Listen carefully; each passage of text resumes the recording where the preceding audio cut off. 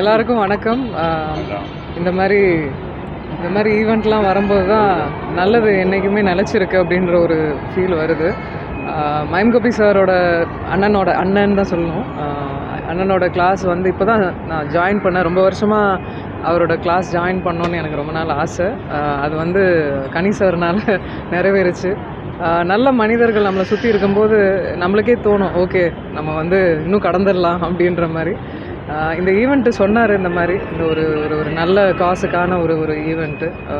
இதில் இல்லாமல் நம்ம வேறு இதில் பங்கேற்க போகிறோம். அதனால் ரொம்ப சந்தோஷம் நான் இங்கே இருக்கிறதுல. உங்களுக்கும் எல்லாருக்கும் வணக்கம். Thank you thank you for coming. ஒரு பெரிய நோய் சொல்லிட்டு எல்லாரும் ரொம்ப பயந்துருக்காங்க. கேன்சரால் பாதிக்கப்பட்டவங்க நீங்கள் என்ன அப்டேட்?